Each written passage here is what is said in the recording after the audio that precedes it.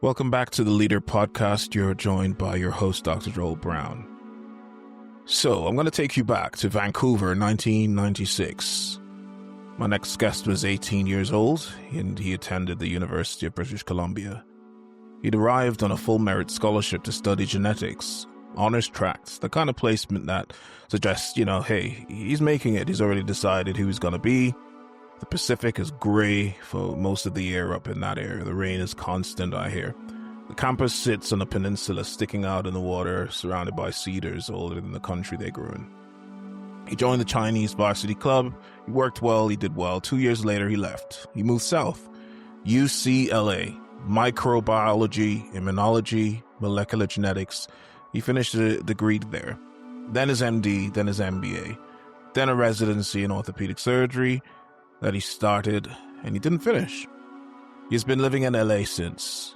And I'm telling you all of this so you can get a version of Alan Young. You might not have seen this on his LinkedIn. Maybe you've connected with him there. But he started out in the west coast of Canada. This is the Leader Podcast, and Alan Young is a physician executive, is a former chief medical officer of Giant and Safe Health Systems. He's a McKinsey alumnus. He's currently general manager at Vital Chat, one of the more interesting virtual care platforms operating in the US right now. I came across this conversation by way of a question I've kept asking myself for a while. What does a physician leader actually do with a life that refused to sit in one country or one role or one identity? And I've crossed the border too. I left the UK to small town Ontario. Different direction, but the question underneath is very similar. So Alan, welcome to the Leader Podcast. Thank you, Joel. Pleasure to be here. And thank you for such a warm introduction. You're very welcome. Thank you for making the time. I really hope to go right back to the Canada piece. I've never been to Vancouver, and I know that you studied there. So just take us back to the beginning of your journey in Vancouver. Yeah, no problem. 1996, I started my university studies at UBC in Vancouver, where I grew up for most of my young childhood and primary school years. To me, I was going to settle down and stay in Vancouver. I had started at UBC, had all my close relationships and friends in the nearby city, and was looking ahead to graduating, getting a job, getting married, and settling down. However, the economic situation at the time for my family was challenging, and my parents decided to relocate themselves to California, typically near Silicon Valley in Northern California. My dad was a computer software engineer, had worked for companies like IBM and others, and moving to or closer to Silicon Valley as a Canadian was a great opportunity. I think he had a wonderful job prospect, so him and my mother decided to make the trip. That left me in Canada with a year to basically explore college life, living in the dorms, working part-time, exploring what subjects would make me passionate about, what my future prospects would bring. As I went through the year, though, I sensed that my family had some, reservations or, desires to be closer. They suggested I look at other opportunities to maybe come to California to be closer to them. And I didn't know that I would have the opportunity to attend UCLA, but I was fortunate enough to apply and get accepted for my junior year, and expected to go down to Los Angeles, be closer to my family, finish a bachelor's degree, and then come back and resume whatever life I had in Vancouver. But my story definitely took a different turn once I made that decision. Wow. Give us a sense of what it was like being Vancouver bred. That's kind of like the cultural melting pot, and then LA, because we may all have different assumptions about what those different cities are like. Just give us a flavor of what it was like just transitioning. Yeah, it was definitely coming from a small town. I was actually born in Toronto or near Toronto, Canada, so Canadian Mm-hmm. by birth.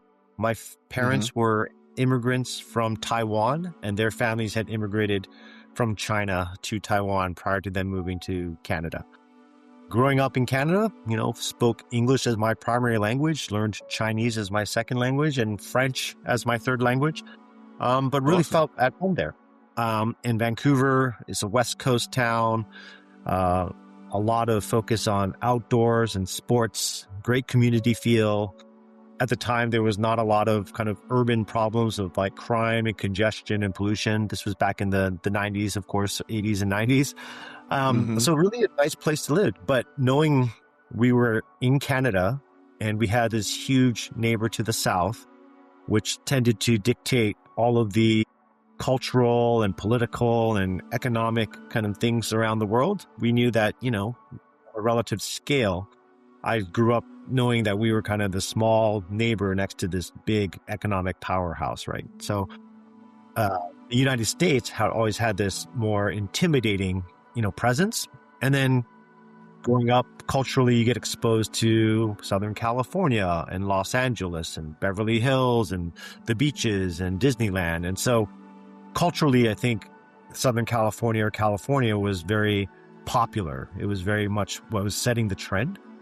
And so getting the opportunity to go to LA at a school that everyone has heard of was a blessing. I feel very fortunate to have been able to be even accepted to go to that school. And I saw this as an opportunity that I could not pass up. I just thought, hey, this would be a great kind of experience for me to travel, leave my comfort zone, meet new people, kind of represent Canada and Vancouver well, and then maybe come back and resume my life.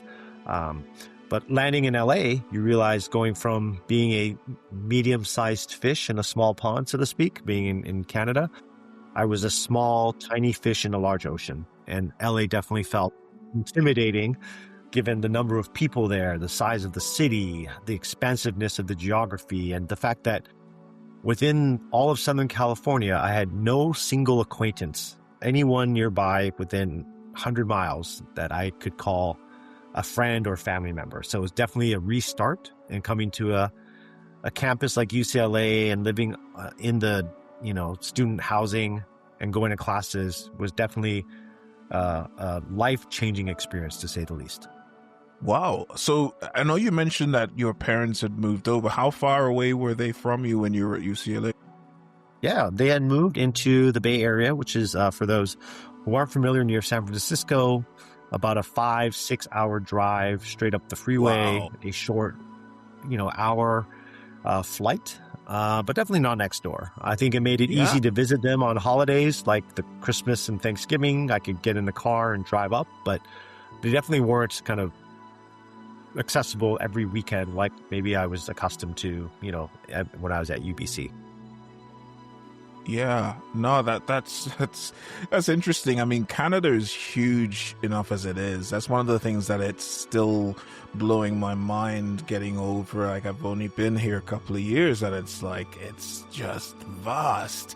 And then you move to the States, and you're thinking, okay, I'm trying to get closer to kind of my family on that side. They're living in, in that region, and then you're still 6 hours away from them while at university. It's, it's a lot to find yourself in as you said, a new country where the closest people to you are still 6 hours drive away. Yeah, and I think the reason I wanted to focus and just get a bit more of a feel for that is that sometimes we gloss over those types of challenges when understanding someone's story and what forges them later on, because it's sometimes in those very unique difficult situations where you're by yourself, you're facing what the opportunity in front of you, you're facing the challenges and that immediacy of, okay, I've got somebody that I could just go, here, help me figure this out. You've got to find yourself, you've got to find those resources, you've got to go and just face it. And that doesn't mean that's what everybody should do or shouldn't do. That's just what you had to face. And I just kind of wonder, do you feel like those formative years helped to forge some of those earliest lessons and the directions that you took shortly after? Yeah, no, that's a great observation, Joel. And I think reflecting on it now, even more so than I did at the moment, I realized that I was thrust into a very difficult and challenging environment for many people. I think, a lot of kids go off to university, but they tend to stay at least in their own country. A lot of international students do come and matriculate to Canada and to the US. And for me, I think I came and I was midway through my university studies. So I'd already had a sense of where my interests lay. But coming to, again, a new country, a new school system, a new geography, I had to rediscover and relearn where everything was and make relationships with people and kind of rely on others to help guide me. And I think that was the earliest lesson that I appreciated, that as people found out that I was Canadian and never been to LA or never lived here before, was not familiar with UCLA and the campus. I think all the people I met early on were, open to sharing and helping me kind of move forward in my path and offered advice, some of it good, some of it bad, some of it not really helpful. But you had to kind of learn as a young adult to discern, where do you want to spend your time? Where do you want to cultivate relationships? And where do you want to exercise some free will to decide how to, live your life? I came in initially wanting to focus on my studies and get good grades, and just like everything else, kind of the expectations of, growing up in a household where academics and success were talked about. But now being kind of on my own, away from everyone, I still had that work ethic and instilled in me from my parents, who made me think about, you want to put your efforts into something that you can look back and be proud of, but at the same time, also find a balance, right? You want to maintain your health, maintain your relationships, retain your faith. So that's what I think I had to figure out pretty early on during my time at UCLA. And at the same time, make quick decisions on what kind of career I was going to have, because, studying and taking classes and taking tests and moving on was one thing, but thinking about what I was going to do with all of this education in the future was another. Right, exactly. Powerful stuff. Thank you for just sharing that. And it just reminds me again of the importance of relationships and the way you had to grab that lesson and real time really helped to forge that critical skill. So you finish at UCLA, and then you go on to USC for the Dual MD MBA. How popular were those programs back in the day, just out of interest, Dual MD MBAs? Because I'm just imagining it wasn't that common for doctors to go in thinking, I want to get an MBA at the same time. Yeah, no, I was met with a lot of skepticism or wide-eyed wonder that someone would be, that audacious to think that they can do medical school and business school at the same time. And it was interesting, as I was graduating from UCLA, I read kind of the Daily Bruin, which is our campus newsletter, and had talked to medical residents and physicians about this new program that UCLA had just launched. And it mentioned that a lot of physicians were entering into the workforce and not well equipped to handle some of the demands of either owning their own private practice, working within a larger corporate medical group, or even being an administrator in a system where finance and operations and accounting and HR and all these other things are also taking place. But physicians have been pretty siloed in their educational studies, and things that they've learned, they don't translate well into these business kind of categories, right? And so reading about that as a Canadian made me even more concerned that how am I going to be prepared for this U.S. healthcare system when I didn't even grow up here? I never needed to see a doctor. I didn't know the difference between a, nurse practitioner and medical assistant and an RN and all these different things. And honestly, being in California, I was also exposed to what they called alphabet soup. There was Medicare and Medi-Cal and Medicaid and Blue Cross and Blue Shield and HMO and PPO and all these terms as a student, you're like, I wonder how important that is. Like, why would I need to know all that as a physician? And so for me, that planted the seed of like the importance of that. And luckily, during my time at UCLA, I'd taken some economics classes, some finance classes, and had previously always been a math nerd and good at numbers and statistics. So the idea of getting a business degree was actually quite appealing to me. And as luck would happen, when I landed at USC, USC is a rival of UCLA. And for those Canadians that aren't aware, it's kind of like, Vancouver versus Toronto, almost in that regard. But they had just started the same program. And I think going to USC and being one of the early cohorts of students that were applying for a dual MBA program was also, to me, exciting, right? So it's kind of something new, something hasn't been done before. And I saw for myself personally a big need to have that education so that when I did start working in the real world as a physician, I would have the right armament and education and tools that would help me hopefully navigate the business side of medicine. That I feel like this is so cool because I'm thinking like way back in the 90s or early 2000s, there wasn't a lot of that kind of forward thinking in terms of like medics realizing, okay, we need to be better prepared, understanding how business and how healthcare works, certainly the financial side of things. I mean, we as medics, we're trained to understand the anatomy and the pathophysiology of our patients' problems and how the body works. But do we understand the anatomy and the pathophysiology of organizations that we're employed within or partner with? That type of knowledge wasn't expected of us, but yet we were being thrust into these complex, intricate organizations that sometimes we're expected to lead or to run or to make decisions that have implications beyond just the patient in front of you. And it's like, well, you've not got the training. So you getting an MBA at that time, I think, as I said, very, very forward thinking for sure. And I think nowadays doctors are aware of the conversation, of course, but that certainly wasn't the case before.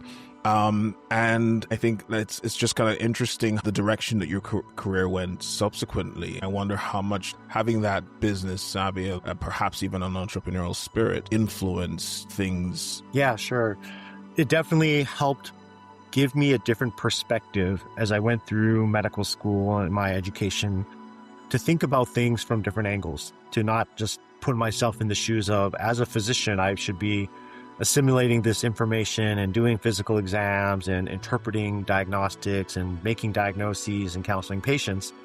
It made you think about, well, what decisions am I going to make or recommendations, and can the patient actually follow through? Do they have the right support network in place? Do they have the right health plan? What are their premiums? Will they have access to a specialist if I refer them to someone out of network? All these different things kind of start to imbue your thinking, and it just makes you pause and double check that you're giving the best advice for the person in front of you, given the context and the situation that they are in. So that was kind of what the MBA started, and thinking about things like sunk cost analysis or opportunity cost, and just how to make decisions. And I think I touched upon the last one because it did impact me as I went into my training. And I think what I learned as I went forward is that a lot of physicians follow this sunk cost phenomenon where we've invested so much time and energy and maybe tuition into the medical career. And to kind of move away from that or do something different seems like, what we call the sunk cost phenomenon. You don't want to give up all of this time and effort and energy. However, in business school, they teach you that that is not the most rational or strategic way to evaluate, your choices. You should think of things from an opportunity cost perspective, which means that you should weigh the path in front of you and look at your current state. And then you have to rationalize what's the next best alternative that you would have to give up in order to stay in your current state. And if you look at the next best alternative and see that it's something that you fundamentally cannot afford to give up, or something you've wanted to pursue for your life, or you feel that this would give you just, an incredible experience or benefit, or something that, you want to experience for yourself, then that should be a stronger input into your decision making, not the time and money and effort you spent for the last 10 years, but what is the next year going to look like for you? And so that for me was probably a big driver. And I think having the MBA already, as I experienced some of the challenges physicians face with burnout and disillusionment and struggles with leadership, I thought to myself, is this the right path for me? Do I want to continue to struggle in an environment where I'm not happy, I'm tired, I'm worried, constantly worried about making a mistake and hurting a patient, and wanted to think about what else I could do. So I had an opportunity to explore alternatives outside of the orthopedic surgery training and started, taking on a moonlighting position at Kaiser Permanente, where I saw patients in an outpatient setting, got exposed to electronic health records for the first time, and had less stress, was not doing, large, complex surgeries anymore, was seeing patients and helping them. And as a result of that, I also had the opportunity to talk to people that were in different fields outside of medicine, such as consultants and entrepreneurs. And they saw that I had a lot of potential, given my background as a practicing clinician who was somewhat technology savvy and had an MBA. And they said, hey, we have a lot of need for clinicians to help us with initiatives related to performance improvement or cost reduction or operational efficiency in a healthcare setting.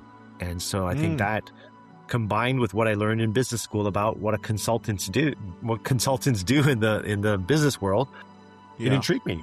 And because of my relationships I'd established during my time at UCLA, a lot of my connections were also already at these consulting firms, and they kind of coached and mentored me and said, hey, we think you'd be a great addition to our team. This is what you want to keep in mind. This is how you should approach this process. It was, again, an application process. You interview, you get evaluated and go through multiple stages. But having support of someone that knew me and trusted me and had also, been at the same academic institution, just created those bonds that said, hey, this is the path that sounds good for me. And when I made that decision, the next day I had no regrets. I didn't look back and say, man, I made a bad choice. I was excited for what the future could bring, because I was embarking on a new journey, almost like maybe not as big as leaving Canada to come to the United States, but stepping away from medicine and pursuing business and using the MBA that I, invested a lot of time and effort into was, for me, just a great opportunity that I didn't want to, put aside and disregard. I wanted to explore. And if this didn't turn out well, I knew I could always return to full-time medicine and continue the rigorous training. But as destiny would have it, I decided that business and healthcare in a combined career was the path forward for me. Yeah.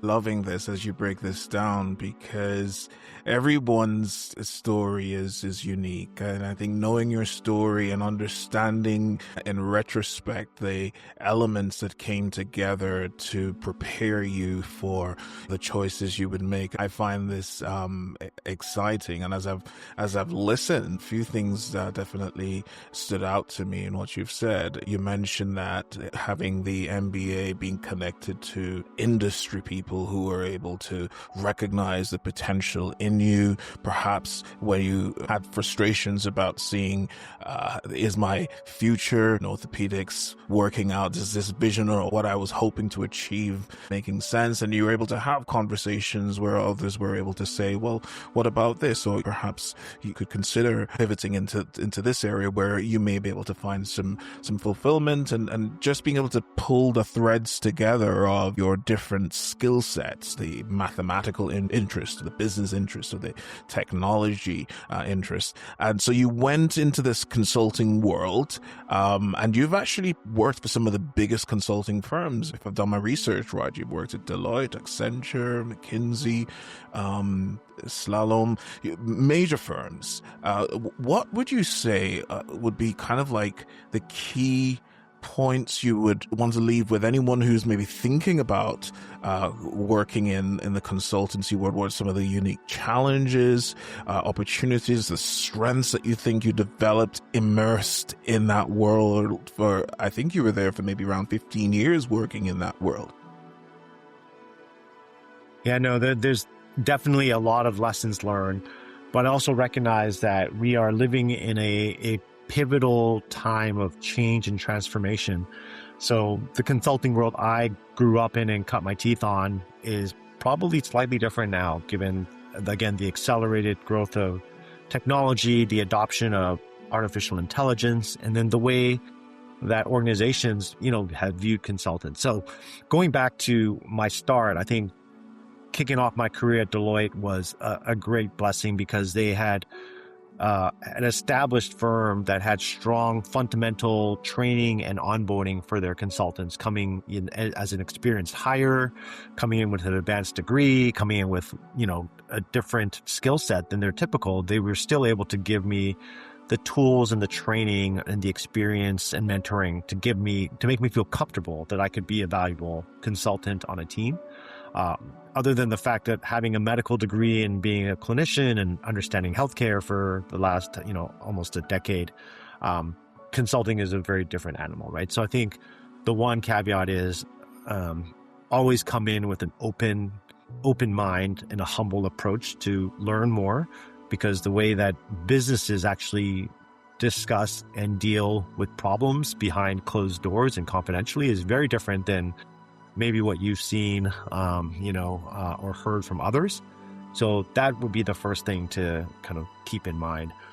The second thing I think is being a consultant, you do face somewhat of a challenge if you are focused primarily in healthcare, like I was as a clinician, or do not have kind of the early consulting experience, meaning that many consultants did internships during their undergraduate years, might have worked in consulting directly out of college, maybe did it before, during, or after their MBA, and so have kind of grown up in that field. And so their mastery of skills at the time that were important, such as word processing and creating presentations in PowerPoint or doing analytics through Excel, were probably much more advanced than any, experienced hire or advanced degree candidate, even though we bring in an educational pedigree that is, very difficult to replicate, right?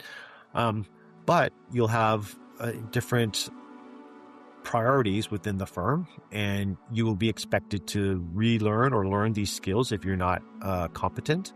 And so that sometimes is challenging. I've had other strong, new colleagues that were also orthopedic surgeons or, cancer physicians, emergency medicine doctors, also struggle their first year in the consulting role because the demands of what they were expected to do were not aligned with their immediate experience. And so it's just interesting to see. I view it as almost going back to an internship of sorts. For those that can remember their intern year after medical school, it's quite painful, and you're being told constantly what you're doing wrong. But I think that after you get through that, you start to see the value and the logic and the reason they do this, and why do they approach problem solving in a certain way? How do they structure their information in a certain way? And how do they deal with other people? I think that's another big skill set of EQ and professionalism in handling clients and working with other stakeholders that aren't directly in your field of expertise. That's a skill set that I think consultants have learned. And, working at large firms that have impact, I think I was drawn to these companies because they did have the ability to work closely with some of the largest and most influential companies in the world, not just in healthcare, but outside of healthcare. And so that experience, again, is a super valuable one to be able to learn from and grow with, and then talk to people that have worked in these situations and solved, multi-million or billion-dollar challenges and issues, or helped organizations overcome significant challenges that they've had to face in their business life. Oh, thank you so much for just breaking that down.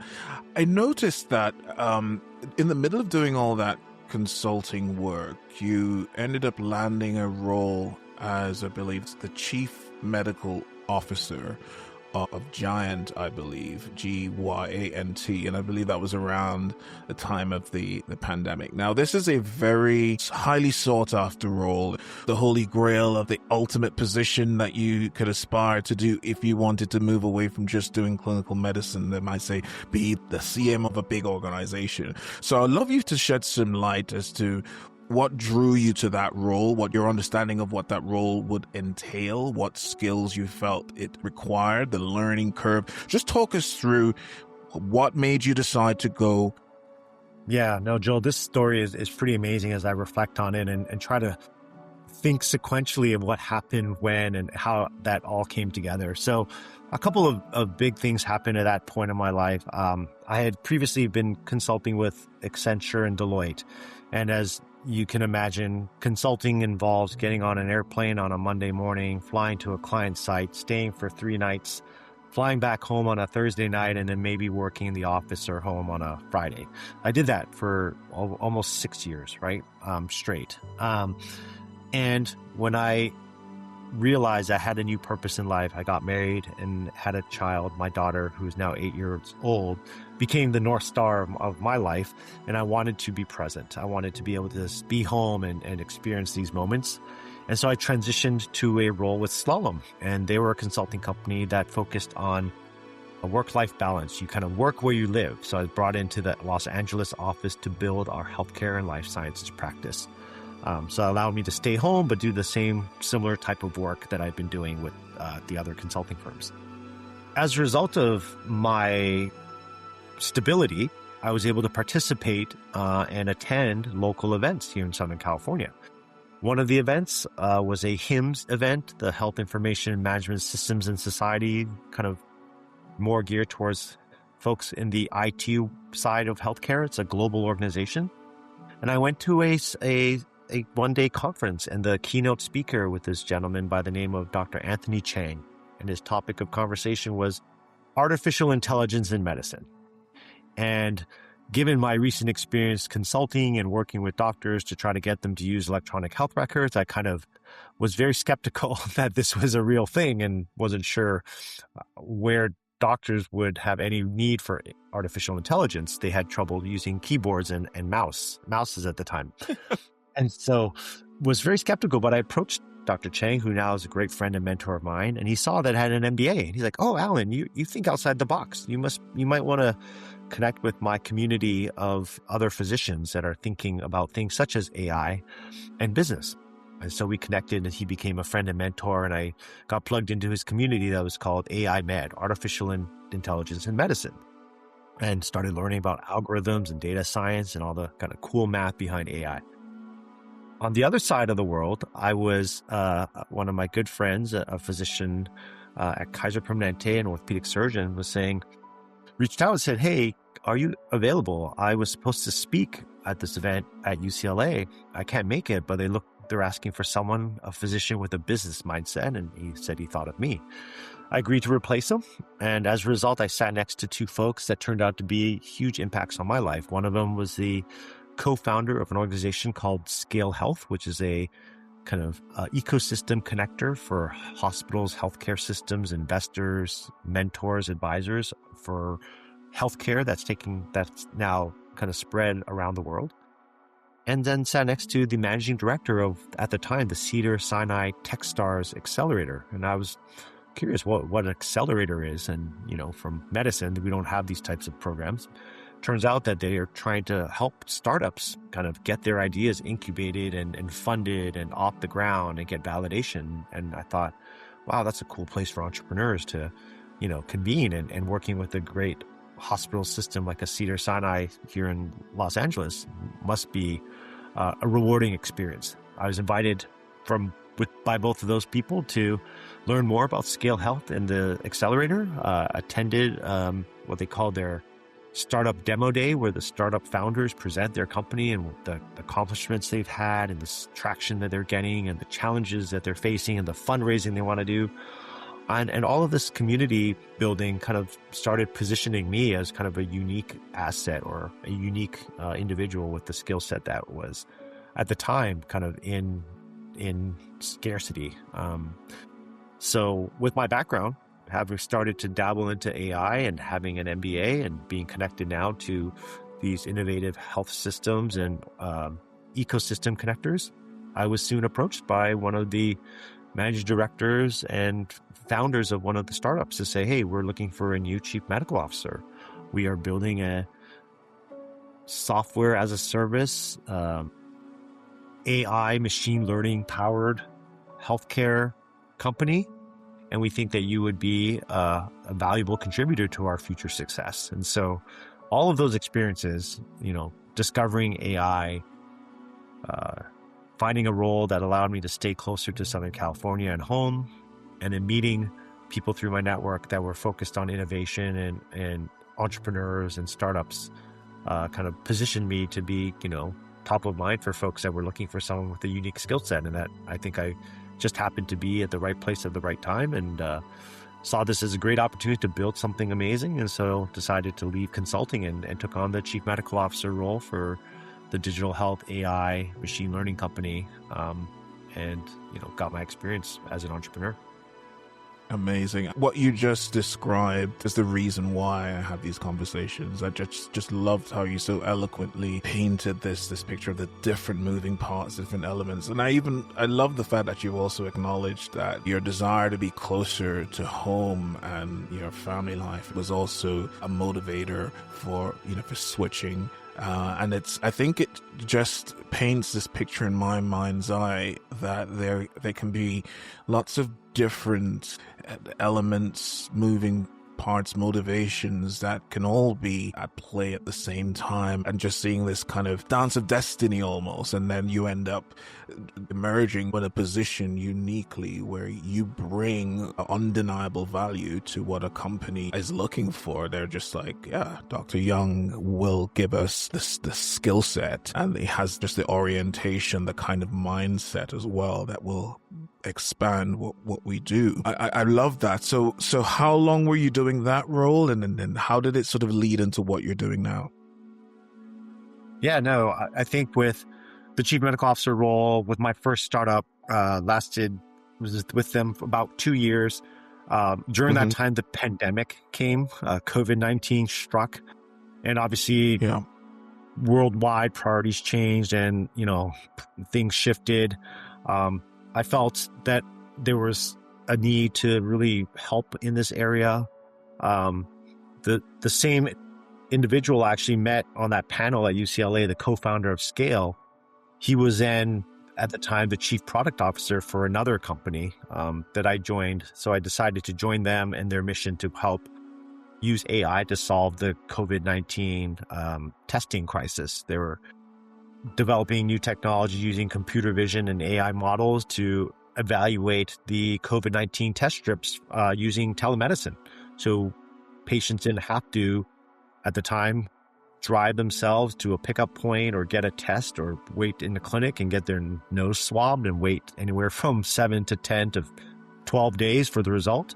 We were trying to accelerate the adoption of AI technology to help alleviate that crisis. And so just a mission-focused endeavor. From there, I then moved, once the COVID-19 situation stabilized, I moved to another company that was doing predictive analytics for surgical patients, taking vast amounts of data within the electronic health record or other sources, and then being able to provide accurate, reliable, and actionable predictions for patients as to what their outcomes from a surgery might be, including the length of stay, potential complications, or other things to look out for. And that would help improve the quality of care over time. So I think those startup experiences, really formed the foundation of my understanding of being a startup in healthcare is hard. And I will not underemphasize that. There's no, golden path to success. There's no guarantees. I think everyone is trying to solve problems that are hard, that are gnarly, complicated, frustrating. And that's why startups exist, is to try to figure some of these things out. But at the same time, I also wanted to, work in an environment for the sake of my family again, that was a little bit more stable. after being with startups, I realized how volatile and unpredictable. There are also challenging personality types you deal with on various teams, either internally or externally. And so for me, I wanted to give myself some time to stabilize and give my family a stronger foundation. And so I went back to consulting. I was fortunate enough to have an opportunity to join McKinsey & Company. So I spent a couple of years with them, their clinical and risk excellence domain. I was an expert doing kind of the core strategic management consulting that McKinsey is known for. And so that really shored up kind of some of or rounded out my consulting skill set, right? Some of the things that I had done previously with Deloitte and Accenture augmented or complemented the skills that I learned at McKinsey. And fast forward, I realized I wanted to find kind of a balance between the two worlds, the startup space and kind of the consulting space.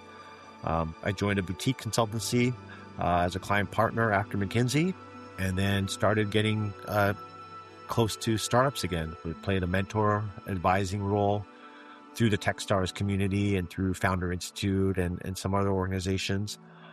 Met CEOs and founders and entrepreneurs, and eventually connected with the team at VitalChat, who brought me on to really think about strategic growth within their small organization.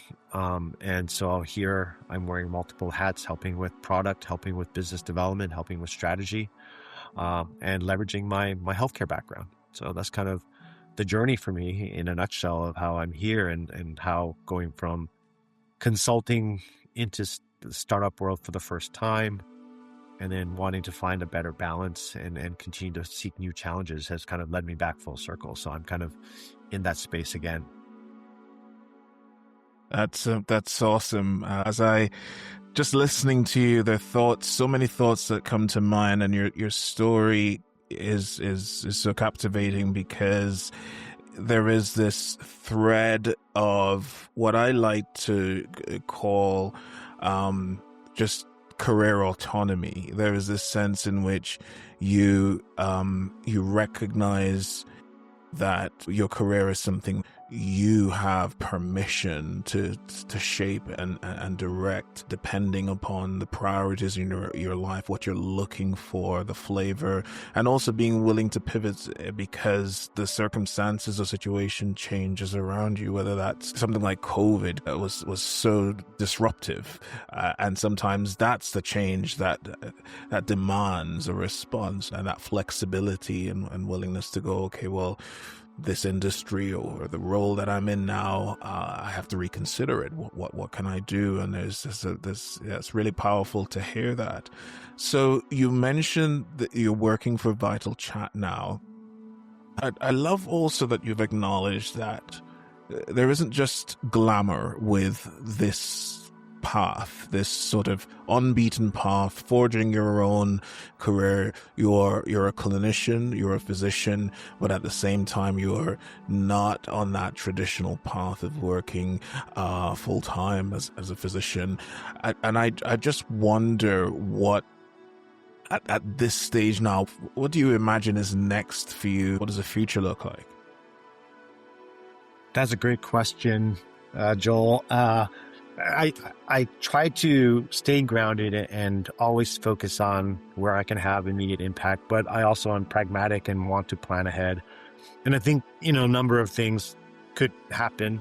I think for VitalChat, I want them to be successful.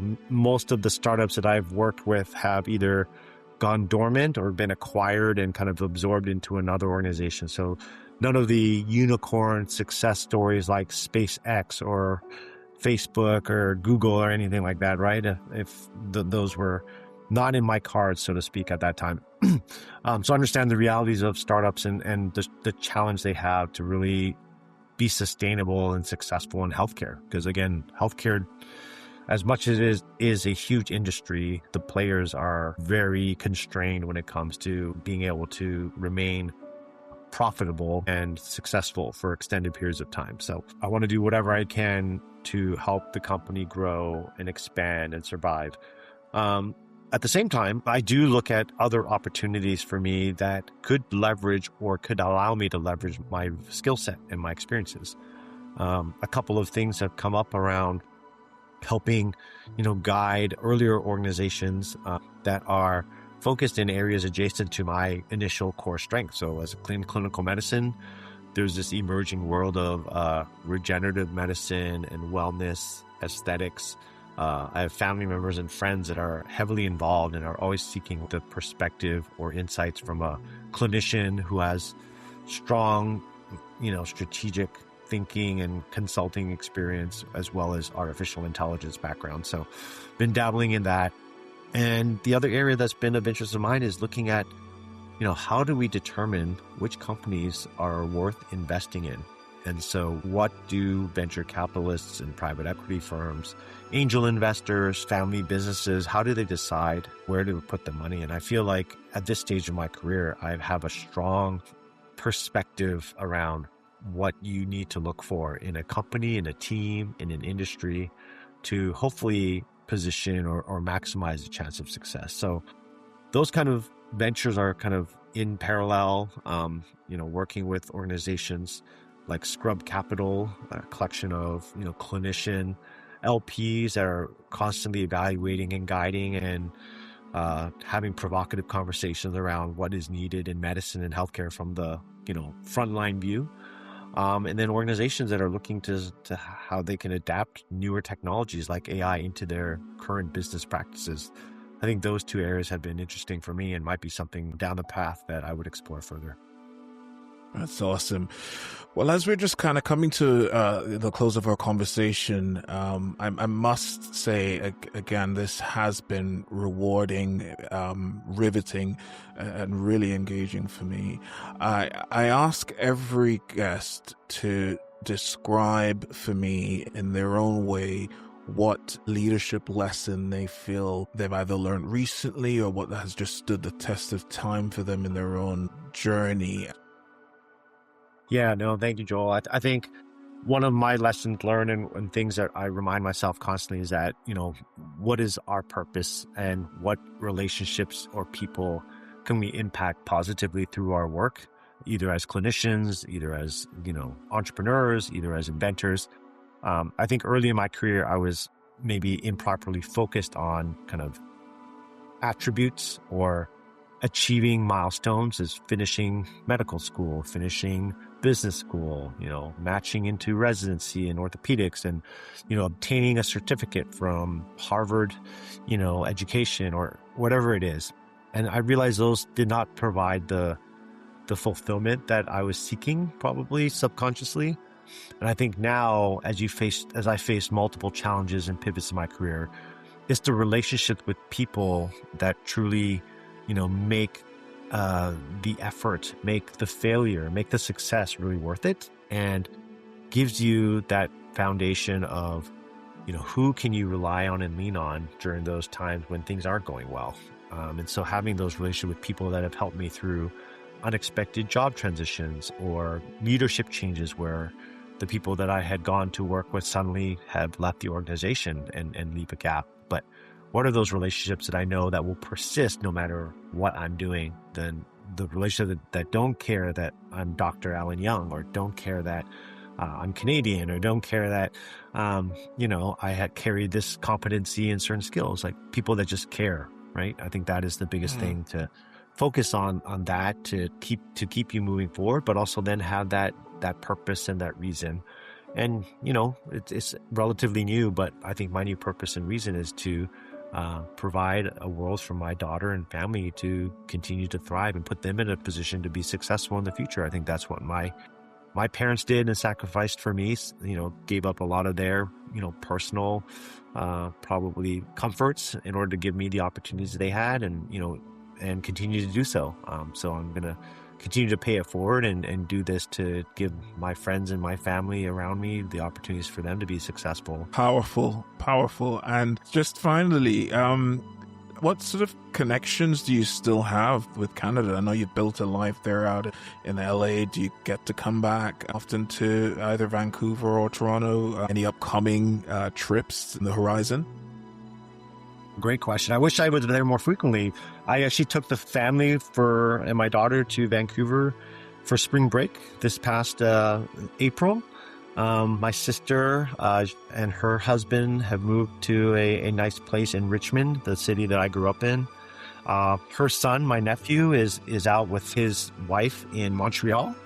And so Nice. and all of my elementary school, high school, and some university friends from Canada all seem to have stayed in Vancouver. So it's really refreshing sometimes to be able to go back and visit with them and see their kids and talk about their current situation. I know my good friends had just participated in their local adult hockey tournament and they won the championship during the time that I was visiting them. And so little things like that, being connected. My friends who have been there have known me the longest. I've been in California, approaching 30 years. I know it's amazing. Wow. That the people that had known me for almost 40 plus years are the ones that have continued to be, as I mentioned before, steadfast relationships that I can rely on. And so that kind of gives me, that strength, that courage, and that motivation to continue to push forward despite how challenging things are right now in the world and in this country. But, I want to make sure that I do what I can, because I did take that big leap and moved away from Canada and have not moved back. But I want to look back and reflect on this time and make sure that it was all worth it in the end. Yeah, and like you said, the key relationships, they're still very much there. It's beautiful to hear that you were able to connect with them even at spring break and see them, see the fruit of those relationships still blossoming even now. And I believe, wholeheartedly that we live in a global village. I grew up in Jamaica, went to school in the UK, and now I live in Ontario, and there is this beautiful sense as I have these conversations with people, just hearing you share your parents are immigrants from Taiwan and you grew up in Vancouver and, spoke English, spoke, Chinese, French, all this beautiful, the flavors that make up who we are and how we end up going in different parts of the world, but yet there's so much common ground. And I think as all these tensions emerge between nations and different ethnic groups, I'm always cognizant that through conversation, we truly remind ourselves of how much more similar we are than different. And I don't think it's a cliche. I truly believe it will help us to reframe so much of the focus on the negativity and the conflict between our groups. Yeah, no, well said, Dr. Brown. Appreciate you and appreciate you having me on this episode with you. Hopefully it's been insightful and I enjoyed discussing some of these interesting moments in my life with you. Hopefully the audience appreciates it as well. I'm sure they will. Thank you so much again, Dr. Young, for your time. No problem. Have a great day.